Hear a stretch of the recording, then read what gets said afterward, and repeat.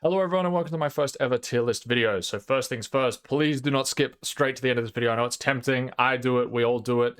But if you have to skip to the end to see my final ranking, that's fine. But then come on back and let's talk about this. Let's discuss this. So this is going to be my thoughts on the biggest winners and losers of the new structure decks. What cards are, insane. What cards are maybe like, why did this get printed?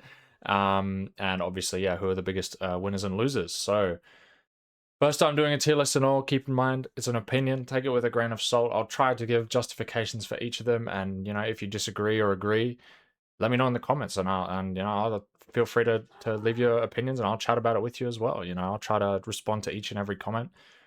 So yeah, it should be good. Let's jump straight in and start talking about it. So first things first, obviously, shout out Card D Kaizoku's website. It's absolutely fantastic. It's such a great tool. It has like everything you could want for this game, basically. I've moved my camera across to not try and cover the logo or anything. Credit where credit's due. Obviously, he doesn't need a shout out from me, but best to do it all the same. So let's talk about it. First things first, we have Sanji, a 5-cost 3k power 1k counter. Don times 2, this character gains rush. On play, draw 1 card, then play up to 1 Straw Hat Crew type character card with a cost of 5 or less other than Sanji from your hand. So this card, obviously, it's intended to be played in Red Luffy, the new Red Luffy structure deck for the old Red Luffy structure deck leader. So giving him 2 Don is very easy. My cat's tail is getting in the way. What are you doing, huh? It's very easy to give him the 2 Don with Luffy's leader effect of when he has a Don on him. Activate main and give 2 rested Don to one of your characters. So very easy to do that. So the strength of this card is obviously Red's problem has historically been card draw. They run out of gas too easily. So the fact that this card replaces itself is already really good. Because if it didn't, you end up going 2 cards out of hand. And that's always been a problem with these kind of decks that spam the board, is you end up with no hand size. So at the very least, it replaces itself, which is really nice. And it plays a 5 cost, which is awesome. So the strength of this card really, I think, comes down to how many 5k leaders there are in the meta. And currently, looking like I'm going to base a lot of these just on the current meta. Like maybe the meta will end up being different when these structure decks actually come out in the West. But based on what we have in the meta currently, pretty much every like super strong meta leader is a 5k leader, except for Blue Yellow Nami. And honestly, by the time this comes out, hopefully Blue Yellow Nami is just banned. Because as someone who got top 8 with Blue Yellow Nami, the deck is not fair. Like it's just straight up not fair. It is too easy, and it just denies so many, like gatekeeps so many strategies, and it also just gatekeeps fun. So honestly, that deck should get banned. But anyway, maybe it will, maybe it won't. I think honestly this card is like pretty insane. But if 6k, 7k leaders, Blue Yellow Nami end up like being very meta, I can come down to like meh, honestly, because then do we really care about getting a 5k on the like a 5k rush swing? Not really at all. But for now, I think it's insane. And then into any 5k leader, this card's absolutely insane. And then, into Nami, not so much. Not so much. Into stuff like Ace, not so much. But that's, Ace is finally falling off. Roger's not around. The only big leader we really care about is Nami. So for now, it's insane. I could easily see it in good as well, though, because of Nami. But yeah, let's have a look at the next one, which is a card that you can play off of the Sanji, which is Jinbei. Blocker, 5/6, 1k counter, on play, draw 1. Again, red card that replaces itself, already great. Then play 1 Straw Hat Crew type card, not character card with a cost of 1 from your hand. And you can play this card, which we'll talk about in a second, but this card is also cracked. So I think this card is good. It's really solid. It's a 5/6 blocker, it replaces itself. It can come out alongside a 5k rusher that also replaces itself, then this replaces itself, and then it plays something else out that replaces itself. You can play the stage, you can play, 1-drop Nami Searcher. The only problem with this card that might drop it down is it doesn't really impact the board state the turn it comes down, which we know has been a problem due to decks like Enel being in the meta, where you just remove everything they play. So if you're not getting value, like either with strong on KO effects or just value as it hits the board, it can be a bit of a problem. The other problem is actually having to have a 1-drop in hand to be able to play off this. And, you know, there's Stage and Nami, which is great. But other than that, there's like not too much else. So I could see this coming down to meh. But I'll be generous and I'll put it in good. I think it's very solid. And I'm going to skip ahead to the stage, right? 1-cost stage, on play, search top 5 for a Straw Hat Crew type card and add it to your hand, rearrange, and then activate main and rest the stage to give one of your rested Don to your Monkey D. Luffy. So obviously this is mostly going to go to leader, and it's basically a mostly uninteractable way of getting one Don onto your Luffy leader and enabling your leader effect every turn. This card is insane. This card is absolutely insane. I'm not really going to order it inside the tiers, but like this is at the top if I was going to, for sure. This card is crazy. Gone are the days of a very strong stage that just says draw 1. You now get to search 5. This card is cracked, and you can play it off Jinbei, importantly. So even if you draw it later in the game, you don't have to find that extra Don to play it. And even if you do have to find that extra Don to play it, it's immediately resting itself to give a rested Don to your Luffy anyway. So absolutely insane. This is exactly what the deck needed. Crazy, crazy card. Not much else to say about it. Then we have Brook. 2-cost 3k, 1k counter, opponent's turn. If you have a total of 3 or more given Don cards, this character gains block and plus 3k power. I think this either could have been a 2k counter, or it could have been both turns. Maybe that's crazy to say. Maybe both turns is too strong, but I think it could have been a 2k counter. So I don't know. It just doesn't really do much. It's, in theory, it's a 2-cost 6k blocker, which is nice. I could end up being very wrong about this, and it ends up being nuts just because it's like a really cheap way to like chump block to protect your stuff that rushes out, like the 5-cost Sanji, for example, like to protect from 5k pokes that would just otherwise guarantee clear the Sanji. So I was going to put it in bad, but it's possible it could just be meh. Because a 2-cost 6k blocker is not awful.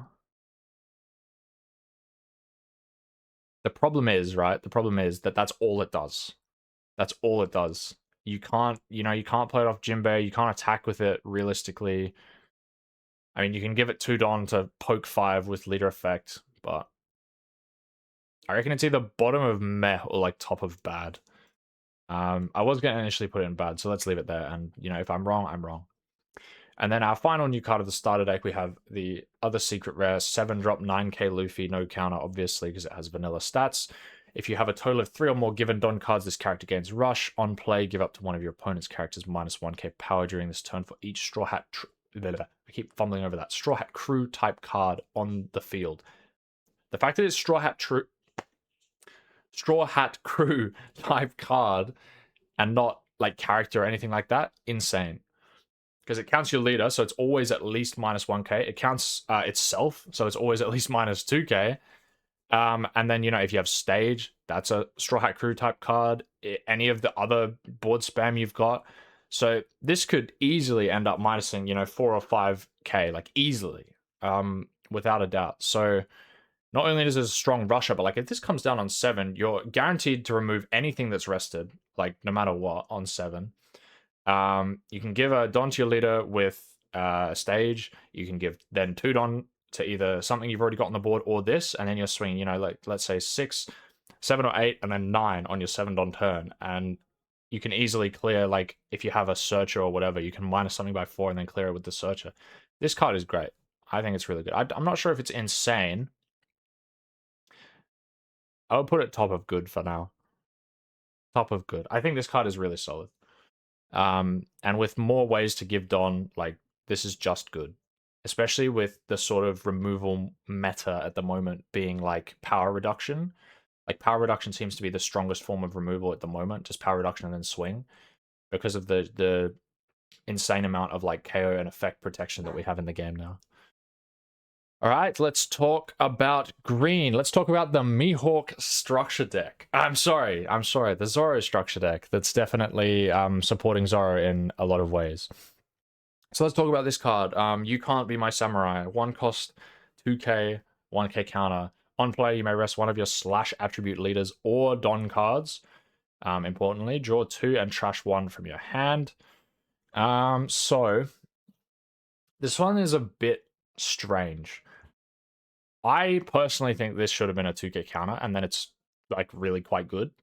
The fact that it's a 1k counter, I don't love. I don't love this. Like, I'm going to be looking at pretty much all the green cards and how good they are in Mihawk, because they obviously suck in Zoro. Like, anyone knows they suck in Zoro. And the Mihawk strategy at the moment currently is like how good your 6-cost lore, like bounce targets and play targets are. And then obviously you go into your classic high end of 9-cost Mihawk and 10-cost lore and Beppo. It's just, I'm looking at this, like, looking at it like, okay, it's not a bad lore target, right? Because you play it down, you -1, draw 2, +1, and then trash 1, hand neutral. So it's a hand neutral target for 6-cost lore to bounce and then play something, which is not terrible, but like the fact that it costs 2 basically, because you almost never want to rest your leader. The fact that it costs 2 kind of sucks, because you've got other nice 1-cost targets already that go hand neutral, like the 1-cost Perona, obviously. And if you're gonna spend 2, I'd rather just play it Kid Killer or Bonnie Searcher and search something.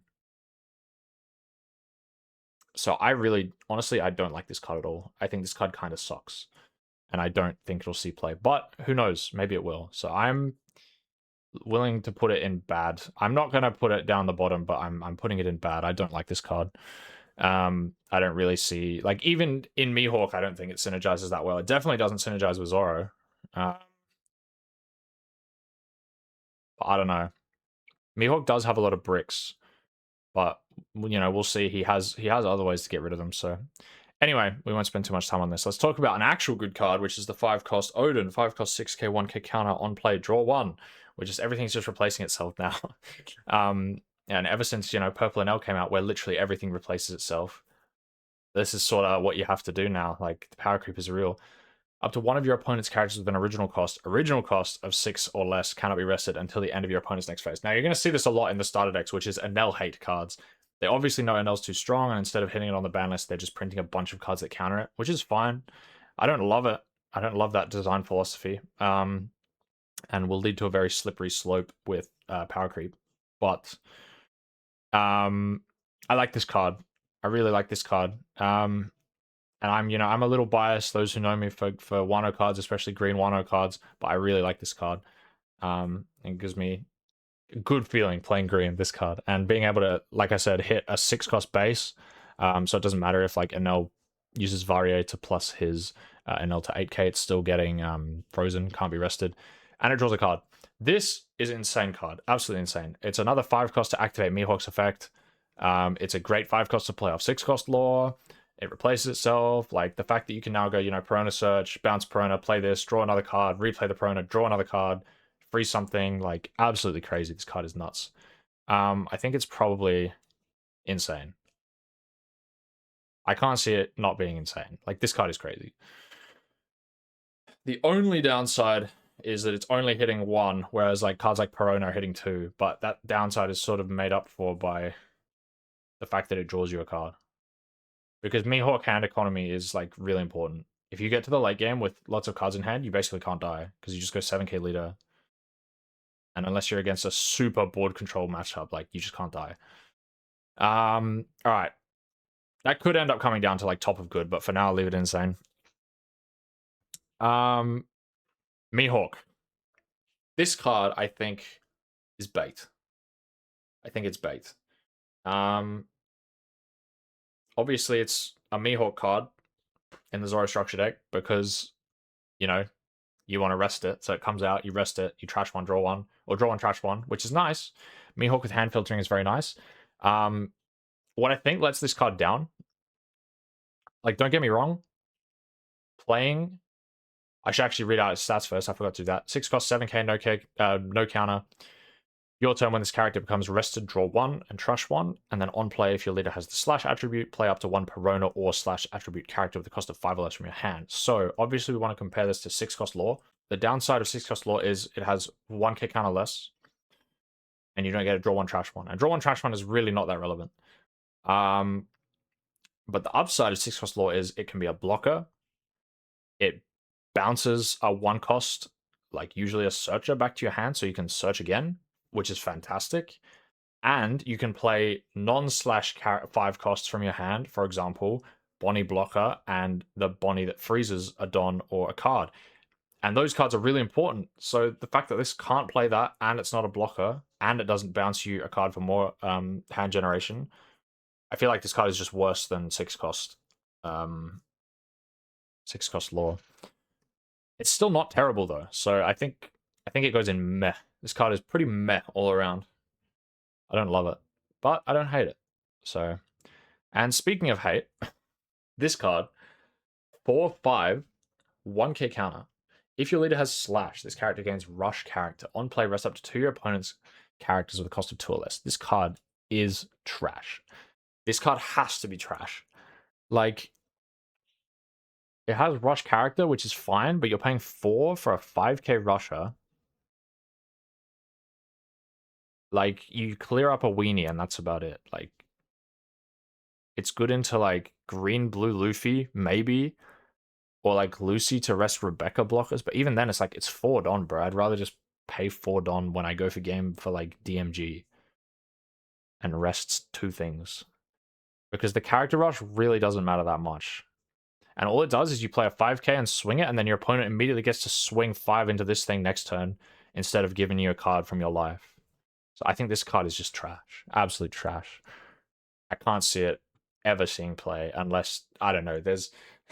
unless you seriously need to kill Nell's 1-drops bad, or blue-green Luffy becomes super meta. I don't know. I can't see even a cope scenario where this card is good. So that's the first card in the what is this tier. And then finally we have the last card of the Mihawk structure deck. 1 cost 2k, 2k counter as well. Zoro, Rush. It has character Rush. And then on play, if your leader has Slash, rest up to 1 of your opponent's characters with a cost of 2 or less. This is what Rayleigh wishes he was. This card is insane. Insane. It's an emergency target for 6-cost lore to bounce. Like, if you don't have anything else, like, instead of running a poo, like, let's say you go down to only Perona as a searcher, or even if you don't go down to... Actually, never mind. It's Supernovas. What am I saying? You don't even need to go down to only Perona as a searcher. It's double searchable, or potentially triple searchable. So Apu, see you later. Never touching you again. Move over. There's a new emergency lore target that is just better Apu in every way, because you can play it, rest, a Rebecca, a Nell 1-drop, Luffy 2-drop, and clear it, and then bounce him. Crazy. Super flexible, searchable, 2k. Great. Just great card all around. Really nice. All right, let's move on to the Kuzan cards. We have Kobe.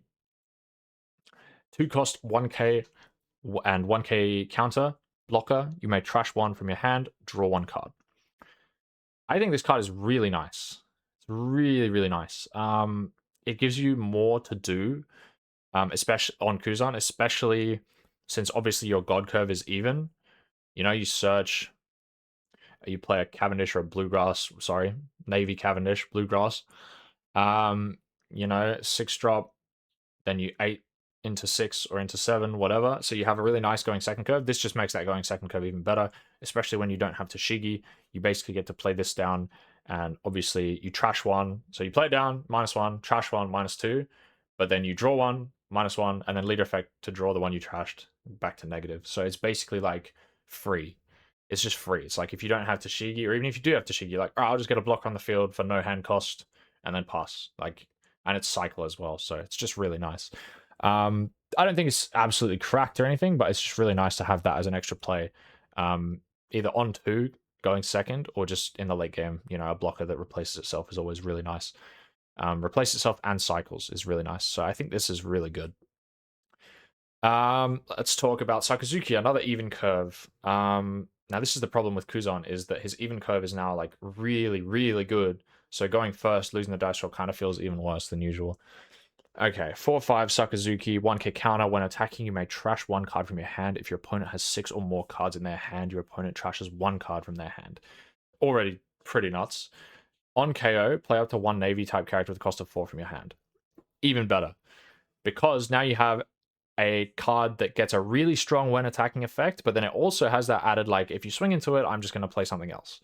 which is really nice. I feel like the way the meta is going, you sort of need to have characters like this that have, you can't just swing at them for free.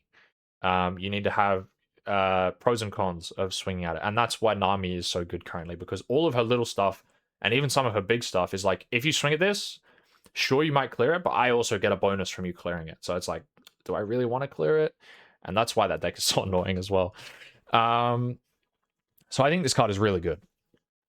Obviously, being able to control your opponent's hand size is always good. Being able to repeatedly control your hand size is always good. Being able to repeatedly control your opponent's hand size while also filtering your hand is really, really good. And then forcing your opponent to swing at this instead of your leader. And then, you get to play out a Bluegrass from your hand or another Sakazuki or whatever, It's pretty flexible. It's got a really solid one attacking effect, and it fits the going second curve of Kuzan.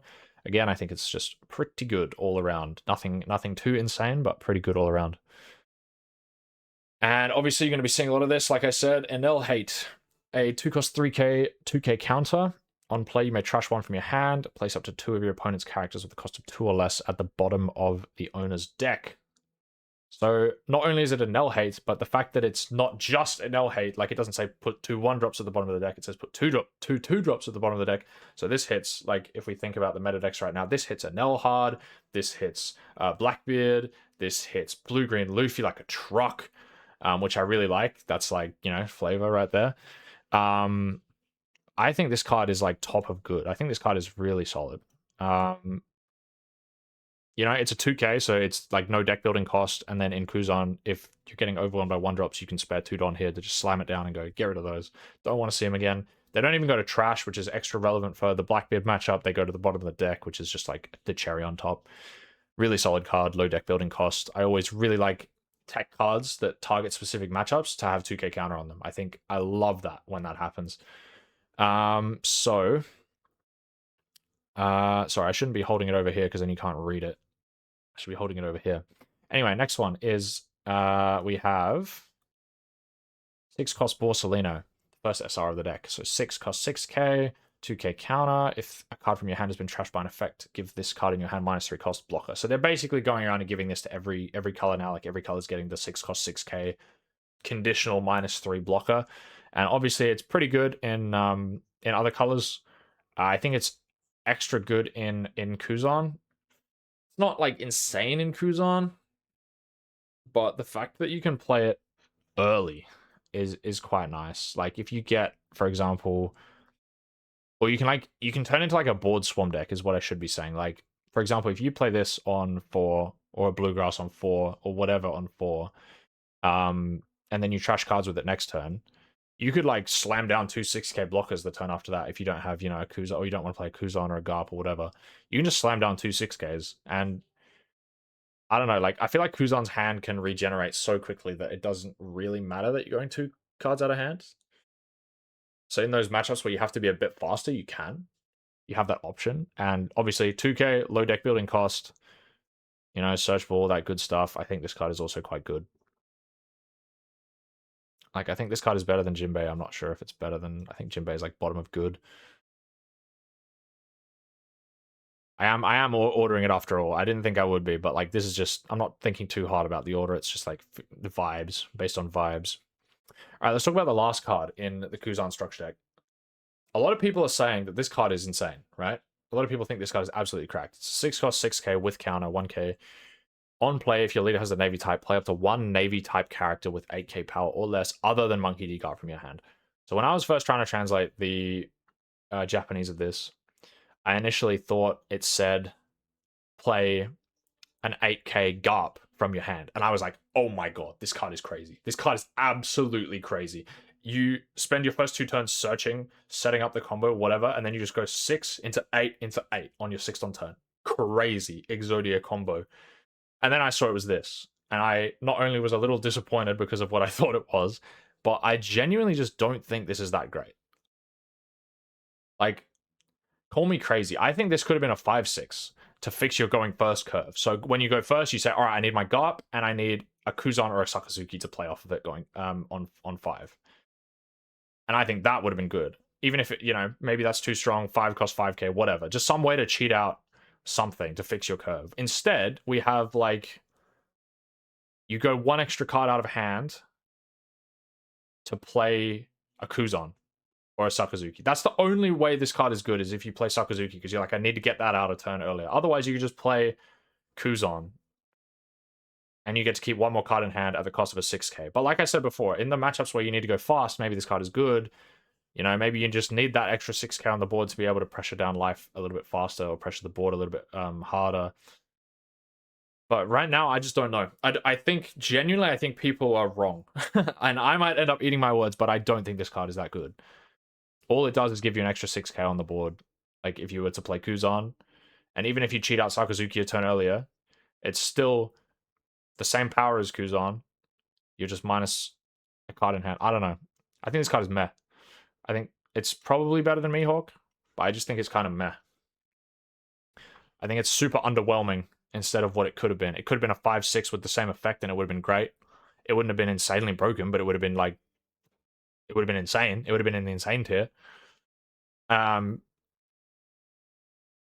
Like a 5/6, that would be insane. Or if it did the original effect, it would have been absolutely insane as well. But this effect just feels like a letdown, and it just feels kind of uninspired. It's just like kind of what 8k Garp does, but earlier.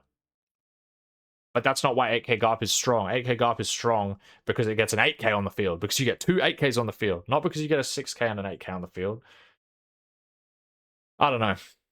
I don't know. This card doesn't do it for me. I don't love it. Sue me. Sue me. Card that I do love, a 5-cost card that I do love, a 5-cost SR in a different deck that I do love, is this Katakuri. Oh yeah. 5-cost, 7k, no counter. Your turn once per turn. When a Don card on your field is returned to your Don deck, if your leader has the Big Mom Pirates type, add up to 2 Don from your Don deck and rest them.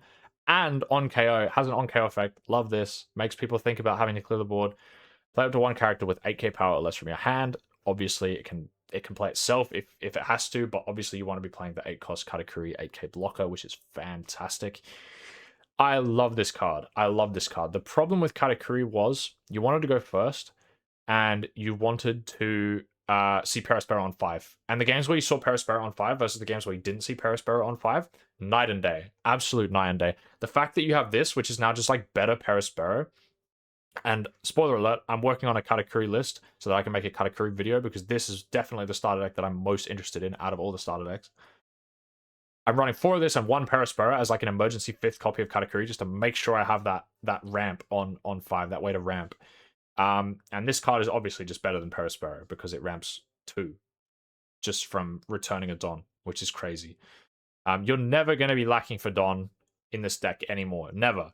Because every time you Don minus, this gets 2 back. Your 8-cost Katakuris get them back at the end of the turn. Like, you can just use your leader effect every time without thinking about it. It's great. I love it. And then on KO, obviously, people don't really want to clear it either. Or you get to just upgrade to an 8k blocker. I love it. You know, and you can even do all these, you know, the funny combo with Kaido and Lin, trash KOing your board, trash 1, heal 1, whatever, and then you can play out an 8k Katakuri from your hand and start ramping back with that. I love that as well. That's so cool. I love that. Not only that, but it's a cool character and a cool card art, so love it. Would I put it in insane? Probably not. I think I would put it top of good. I think this card is really good. I don't think it's insane. I might end up being wrong again. Like I said, this is all opinions. We haven't actually, you know, tested the deck that much. I'm still working on it, but good for now. Let's talk about Charlotte Cracker. 4-cost, 5k, 1k counter on play. If your leader has the Big Mom Pirates type, add up to 1 Don card from your Don deck and rest it to then KO up to one of your opponent's characters at the cost of 2 or less. They're just going to be sprinkling these kill 1 cost or less or 2 cost or less effects onto a lot of cards as secondary text now. Enel hate again, and I'm here for it. Like, I don't like the way that they go about this, but I'm fine with anything that makes Enel worse, as long as they actually start making Nami worse as well. I don't think this card is crazy. I think, again, a 5k power, like, I don't know. I think a 5k power with no incentive to not be removed or just swung at for free, I think we're past the point in the game where they're relevant, as crazy as that sounds. Like, this doesn't really help the deck that much. Like, let's say you do this, right? You ramp to 5, you go to 7 next turn. you get to play Pudding a turn earlier, but that's only relevant in matchups where, because Pudding has the stipulation you have to, your opponent has to have 6 Don, I believe. I can actually check on here. What's Pudding? OP11? No. She was EB. She was EB, wasn't she? EBO3? EBO2? EBO4? PRBO2? She was PRB2. Yeah, so Don -2 if your leader has Big Mom Pirates, and your opponent has 6 or more Don cards on their field, right? So if you play that cracker on 4 and you ramp to 5, next turn you're on 7, but your opponent's just had their 5 Don turn. So you can't even play this, even though you ramped to it. Unless they have also ramped, but that's so fringe. It's like, they would probably not if they were playing around this card anyway, if that makes sense. So, with all that in mind, I don't think this actually does that much for the deck, because it's not fixing your curve going second. You ramp, great. You KO with 2 costs or less, great. But, you know, I just don't think it's that good. I think it's kind of meh. You could run it. You could play it. I'm sure it would be fine. But it doesn't really do it for me. I don't think it's all that good. You know, 5k that is easy to remove. Doesn't really do that much, even when it sticks. And obviously just 5ks into Nami are completely useless. So, I don't know. This card, obviously, insane. I think all these cards that are 2k counter searches are insane. You know, the Nami and what is it, Bell Luffy is insane. Just being able to have absolutely no deck building cost, instant 4 of. Sorry, I should be hovering over this so you can read it. On play, look at the top 3 cards from the top of your deck, and then reveal 1 Big Mom Pirates type card and add it to your hand. Then place the rest at the bottom of your deck in any order. Fantastic. Especially in a deck like Katakuri, which is a combo reliant deck. It's also a deck reliant on seeing 5 cost on 5. Pardon me. And you know, you want to see 7 cost Pudding, you want to see 8k Katakuri, you want to see maybe 2 cost Katakuri to do a double Katakuri turn. It's like a pretty surprisingly combo heavy deck. And you currently run 8 searches in the Pudding and the we're going to claim the One Piece searcher event, but now you can run 12 searches. Why not? 12 searches. You could run 12 searches. You could cut the brick searcher down to 2 copies. You could cut it down to 0 copies if you wanted. But personally, I think I would probably run 10 to 12 searches. Probably 10. Just like this, 2 of the event search and then 4 of the Pudding. And you would just have a really nice consistency engine then with not too many bricks. And I think it's great. I think this card is so good. Like, obviously, it feels weird putting like a pretty basic card up here, but like, it's just that good. It's that good for the deck. Maybe I'll put it below this. We'll leave the power cards up here. Anyway, next one, 10 cost Linlin. Okay, now we're talking. 10 cost Linlin. On play, Don -4. You may trash 1 card from your hand, add up to 1 card from the top of your deck to the top of your life cards, then up to 1 of your opponent's characters' base power becomes 0 this turn. So cool. So cool.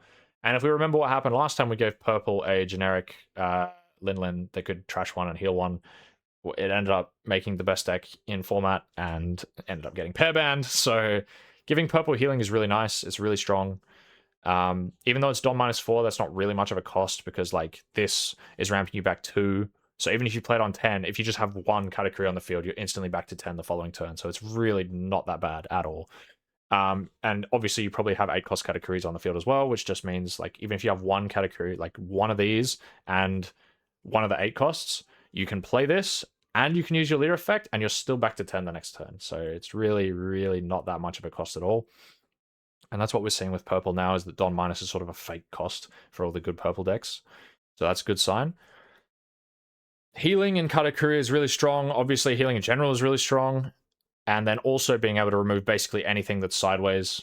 Like you can clear a, you know, if they chump block with a 10 cost Newgate, they can, or a 10 cost Teach, for example, you can then kill it with a, you know, a 0 power Pudding Searcher, which is great, or at least get a card out of their hand and then swing 5 at it, which is fantastic. I absolutely love this card. I don't think it's insane, but I think it is good. I think it's definitely good. I think it goes right at the top of good with Charlotte Katakuri. Now you can probably get to some like insane board states where you just like play this, and then you turbo out like katakuris, like puddings and katakuris. You have a full board of active characters that your opponent can't swing into. You know, and then you can just start healing. Like you start chump blocking, taking life, chump blocking, healing. You're gonna have a big hand size. You're gonna be able to remove stuff. You're gonna be able to stay like pretty healthy and not have to give too many cards while controlling the board. Like the fact that this is similar to 9-cost Linlin, where it's like trash card, heal a life, and then like control the board. So good. So good. And it's a 12k stat line as well, which is obviously crazy. Your opponent has to respect that immensely. I think, and in combination with the fact that we now run 10 to 12 searches, you don't have to run 4 of this. You can run maybe 2, maybe 3, and you're going to find it. That way you can run more tech cards like the Rush Linlin if you need that. Or, you know, if 7k leader, like 7k leader is really powerful in the meta, like against Blue-Green Luffy, for example, you can run 2 of that. And you're like, okay, I'm against Blue-Green Luffy. I make sure I search the 10-cost Rush Linlin to go to 7k leader. So I really, really like that.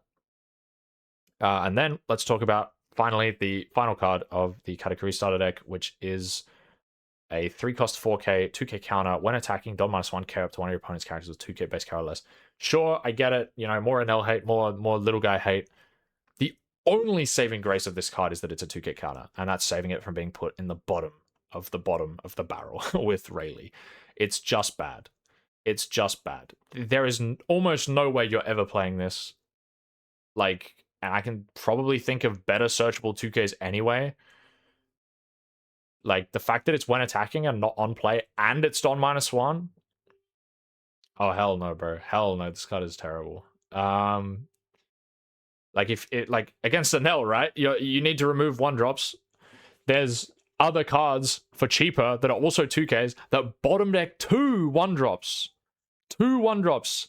This KO's 1, and it has to stick, and it costs 1 more, and it's Don -1. Holy, what a terrible card. Honestly, I want to put it here. I want to put it here, and I think I might. Even though it's a 2k counter, just because there are better searchable 2Ks already in the deck. I'm going to put it there. I hate this card. I think this card is so terrible. I'm leaving it in the bottom. All right. We're done with Katakuri. We got 2 more to go. It's going to be a long video, guys. I appreciate it for anybody who's still watching. Yeah, thank you so much. Genuinely. Let's talk about everybody is saying the biggest disappointment of the starter decks, which is Sabo. So first we have, actually before we talk about the 4Ks, I want to talk about the guys that relate to the 4Ks. So let's look at the SRs first. So we have Kumon. 5-cost 5k, 1k counter. This character gains +3 cost. Good already. 8 cost. That's exactly what the deck wants. Good stuff.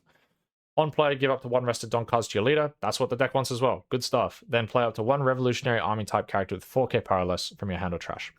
So in case it wasn't obvious, the new support is about playing 4Ks from your trash.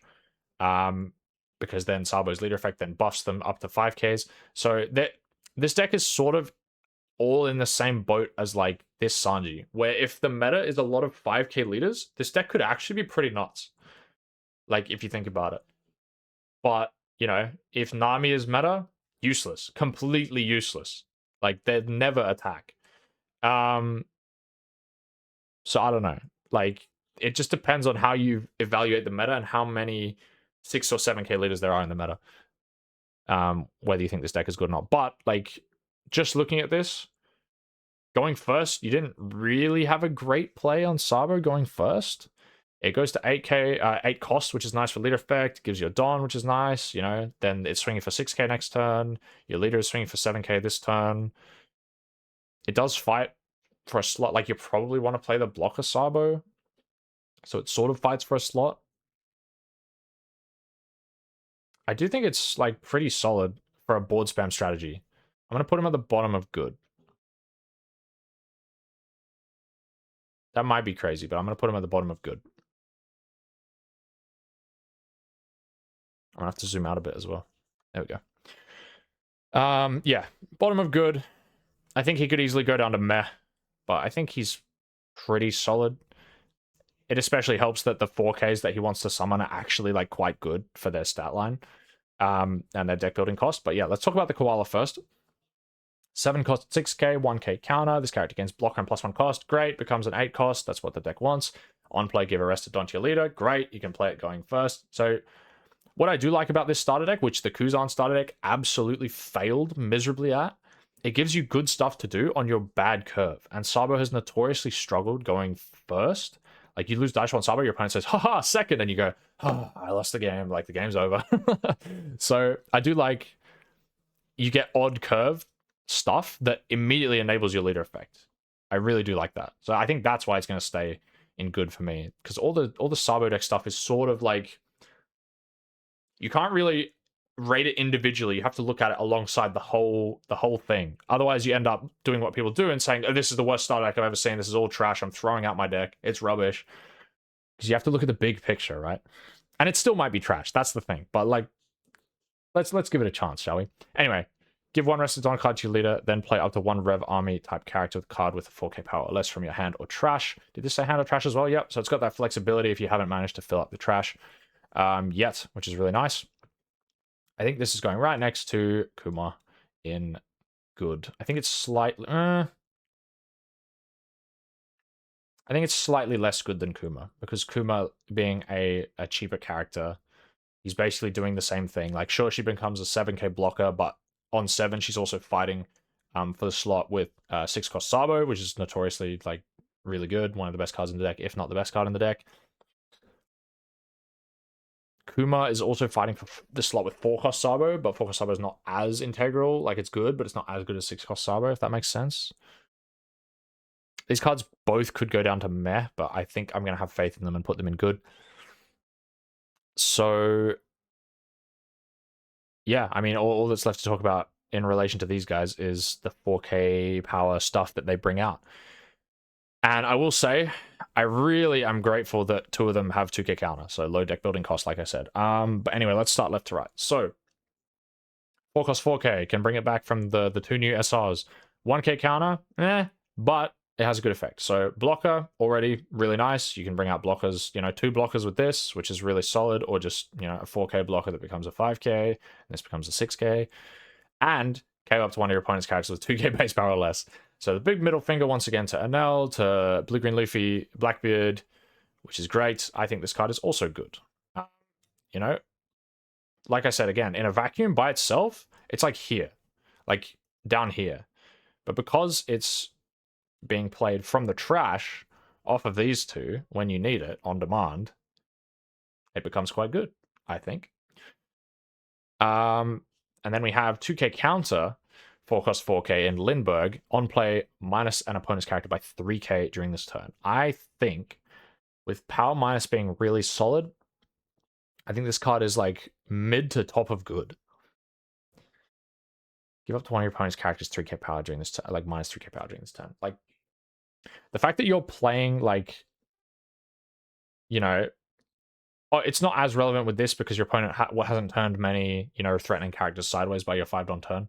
They've probably played a threatening character on their 4-don turn, and then they haven't turned it sideways. So it's not as relevant off this guy, especially on curve. But off Koala, like, if you're going first or second, they've turned a threatening character sideways. And this just, like, you play the Koala into this, you're guaranteed removing that thing, and then it's swinging 5 next turn. I think this deck has potential to be really annoying for 5k leaders. Just being able to constantly poke for 5s. Not really caring if their 4ks die either, or 5ks die either, because they're just going to spam the board some more. Pretty much everything in this deck that they're playing is now playing a second thing from trash, so you really don't care about letting your smaller things die as much. Like Dragon as well, after the Koala, you go Dragon, you play 6 cost, bang. Like, you can play this. If you need to, you can put 3 things on the board. Like, it's actually not bad. So I'm going to put this, I reckon, just above Jinbei. That didn't work. Just above Jinbei. Once again, I could completely be off the mark. The meta could be completely different from what I'm expecting, and they end up being trash, but you never know. I think they're pretty solid. Speaking of pretty solid, let's talk about this Karasu. Again, 3 cost, so it's fixing your first curve, and I would absolutely consider just hard playing this on 3, because if you look at its effect, 3 cost 4k, 2k counter, super low deck building cost, great. When attacking, you may trash 2 from the top of your deck. That's a benefit, not a cost. If your opponent has 7 or more cards in their hand, your opponent trashes 1 from their hand. Fantastic. I think this card is insane. It's not super insane. I think it's bottom of insane. Hang on.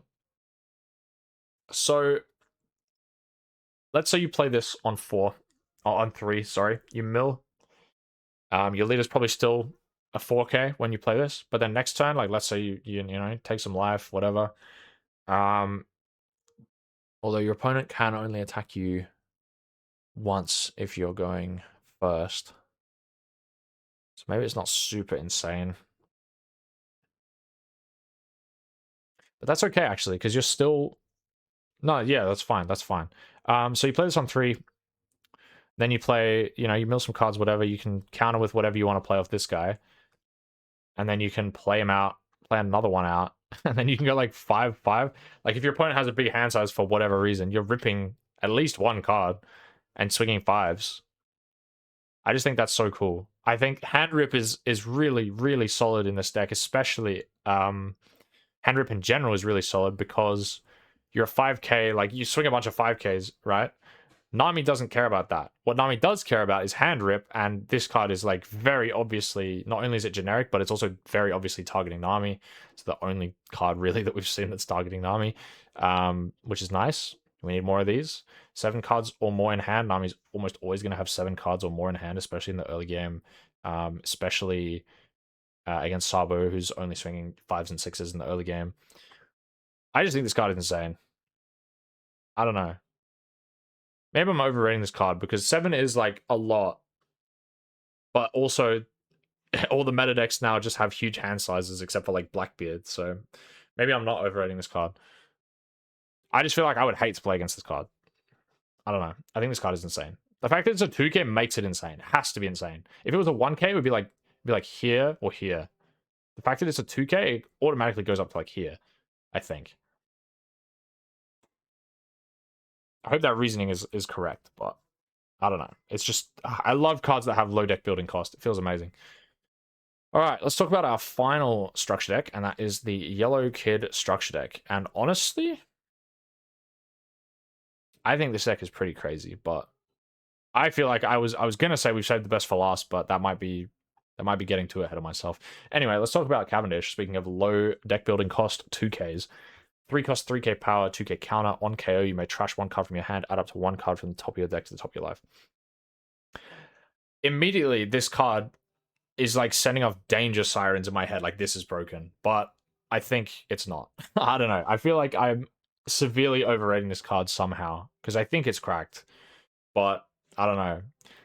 But yeah, just being able in the late game to be like, okay, I need a blocker for my leader effect. Bam, Cavendish. Make him a blocker. It feels like 4 cost Baby 5 in Purple Doflamingo, where it's like, this is really annoying in the late game, actually. He's already got a bunch of blockers. You chump block a bunch of stuff. I don't know. Maybe he doesn't actually have a lot of blockers. I mean, this is really good. This basically is a blocker. But just the fact that this becomes a blocker, you guaranteed stop an attack plus heal a life. And Kid occasionally had problems with bricks in hand, so you can just trash a brick, which is fine. I want to put this in insane, but I don't know if it actually is insane. Which is how I feel about most of the good Kid cards. I think I'm going to put it like high good. I'm going to give it a... I'm going to relax on hyping up something. Like, I feel like I've probably overhyped Karasu a little bit, but I think this card is crazy. The problem is, when you evaluate a card like this, is you have to think about how strong delaying the game is. Like, if you're getting demolished on board, if Anel has cleared your entire board, it does not matter in the slightest. It's not relevant at all. If Anel has Gamma Mamaraga on every single thing you've put down while establishing his own board, you playing a 3 cost and trashing to heal 1, completely irrelevant. Completely irrelevant. If, though, you have kept your board and you need to hang on, this is nuts. And it's, again, it's a 2k, low deck building cost. Really nice. Really nice. So I think it's good. I think it's good. Very good. Killer. This card, at first, I thought was like the most broken card they've ever printed. And then I realized it is locked to your turn only for a reason. Because it's 4 cost 6k, your turn, on play. Locked to Kid. Great, thank God. No more yellow slot, please. You may add 1 card from the top of your deck to the top of your life cards. Like that already is pretty nuts. The fact that it's just Zoro, but you don't have to trash a card. That is nuts. And even better, trigger. If your opponent has 3 or less life, play this card. At first, I was like, that is so broken. This is the best card they've ever printed, and then realized it was your turn only for a reason. So you can't just slop your opponent. Trigger, play a 4 cost 6k for free and heal a life. You can choose to play the 4 cost 6k, and it's like somewhat conditional, but you can't heal the life. I like that. There's actual decisions to be made in triggers. There's too many triggers now in yellow decks where you're like, if I see it, I'm flipping it immediately. I see it, trigger. See it, trigger. You don't even have to think about it. You're just triggering it for sure. This is like, I actually have to think, do I need the body on board? Do I need the 4 cost heal in my hand? Like, there's a decision tree there, you know? So I really like that. I really like this card. I like that it's leader locked. They've actually done a good job designing this card. Obviously, you can make it blocker and, you know, in the early game, chump a 5k swing, which is really nice. That's just all around really, really solid for the deck. Really strong. I don't know if it's insane. I feel like this goes top of good. I think it's really good. Really good. And pretty much exactly what the deck needed. Synergized really well with his leader effect. That's one thing I will say. Even though the Sabo support is really good, it is completely sort of non-synergistic with existing support for the deck. Whereas Kid is the opposite, where he's super synergistic with existing support and like existing game plans for the leader, which I like. I also like the Sabo support, but I know some people are like, how does this help my leader, you know? So even though I'm putting these high in relation to each other, it might end up being that they don't really gel well with the deck overall. And that is what ends up dragging them down. But these gel with the deck really well. And on to the next one, another no deck building cost, 2k counter with an insane trigger effect. Draw 1 if your leader has supernova type. This your supernova type leader becomes 7k during this turn. Instantly insane. I think this goes like here. Like literally second best card. Maybe even first. Like this card I feel is broken. Like if you hit this, right? Even if you don't hit this, it's a 2k at worst. At worst, it's a 2k, and you counter with it, right? At best, you're playing against blue-green Luffy, you trigger this, you go to 7k leader, and you draw 1. Like, you have Boa privilege, draw 1, and now they're sitting there like, I don't have lethal anymore, and it didn't cost them, they didn't even have to, this is one of those triggers that you don't have to think about, right? You just don't. There's no chance you have to think about this. The only way you don't trigger this is like, your opponent only has big things on the board, and you'd rather just keep a 2k in hand and take all the life that turn. But like, this card is crazy. Like, even if you don't really need the 7k, if you're like, I have a few too many 2ks in my hand, I'm just going to trigger draw 1. At worst. I think this card is so cracked. And obviously, like, in an emergency, I need a blocker. Here, give this blocker, you know? But yeah, I think, so far, like, these 3 cards are really good for the Kid deck. The Kid deck's looking really solid. And then we come to Bartolomeo. 1 cost 2k, 1k counter. On play, you may trash 1 supernova type card from your hand, draw 2 cards. If yellow had 6 cost lore, this card is going like good, maybe even like low insane, right? Because it's basically just what, like, in that case, it would basically just be like Kinemon, but good, right? Because it's just Kinemon, except it doesn't cost 2, it costs 1. And then it's good. Genuinely. The problem is, we don't have anything that's like 6 cost lore in yellow, so it ends up just being like, meh. It's like, sure. You have searchers already, though. You have Luffy Searcher, you have an Event Searcher, but I guess, like, also, importantly, obviously, you can't give this blocker, because it has to be a 3 to an 8 cost, so you can't give this blocker. It doesn't turn into a chump blocker. I had to double check that when I first read this card, because I was like, what's the point of this card? But, like, I guess you run it as a consistency option. Like, maybe you really need to hit curve, and you're like, I really, really need this. I just need it as a consistency option. In that case, I think if you can find the slots and you can run, 4 Luffy searchers for this searcher, and you cannot justify running the event searcher because you're like, I just can't have any bricks in the deck for whatever reason, then I think it's good. but my first reaction is I want to put it in meh.